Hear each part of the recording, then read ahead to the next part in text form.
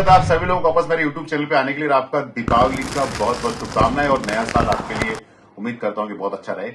अभी काफी दिनों से एफआई माल बेच रहा है, इसकी बहुत चर्चा हो रही है। लोग बोल रहे हैं कि एफआई इंडिया से माल बेच के बाहर जा रहा है। तो एफआई का माल बेचना एक थ्रेट है या अपॉर्चुनिटी है?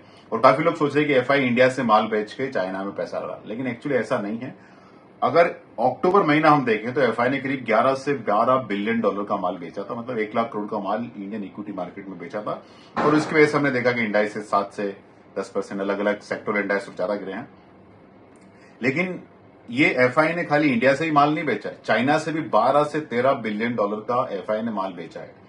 उसके अलावा ये पैसा जा कहां रहा है? एक्चुअली पैसा बहुत इंटरेस्टिंगली यूएस में जा रहा है।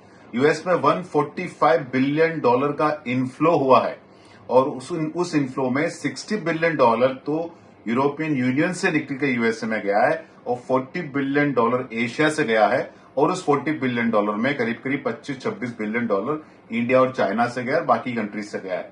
और उसका रीजन क्या है, क्यों एफआई का पैसा यूएस के अंदर जा रहा है? और उसका सबसे बड़ा रीजन है कि people are calling it Trump rally.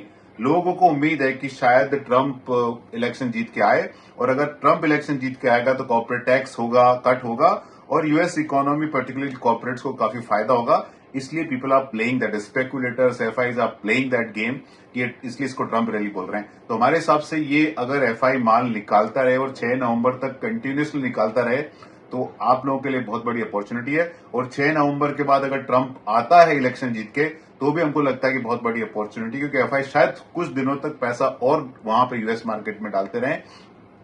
अगर वो पुल आउट करते रहे तो मुझे लगता है कि बहुत बड़ी अपॉर्चुनिटी इंडियन इन्वेस्टर के लिए है, क्योंकि 24,000 निफ्टी लेवल आपको हमेशा नहीं मिलने वाला है। तो अभी इस बाजार में अपने पोर्टफोलियो को टच ना करें। हाँ, रिस्ट्रक्चर जरूर कर सकते हैं आप, स्मॉल एंड मिड कैप की बजाय लार्ज कैप या फ्लेक्सी कैप में ज्यादा ध्यान दें तो आपका ज्यादा पैसा बनने की उम्मीद है। तो दोस्तों, वीडियो सिर्फ और सिर्फ एजुकेशन पर्पजेस के लिए। आपको कहां इन्वेस्ट करना है, कहां इन्वेस्ट नहीं करना है, अपने म्यूचुअल फंड डिस्ट्रीब्यूटर से कंसल्ट करें।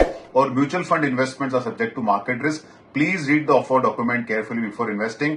और कोई भी इन्वेस्टमेंट प्रोडक्ट में रिस्क रिटर्न देखने से पहले रिस्क जरूर देखें। और फाइनली ये दोस्तों, ये आपका पैसा है, आपका फ्यूचर आप डिसाइड करें। हम इस पूरे प्रोसेस में बहुत ही छोटे एनेबलर हैं। धन्यवाद।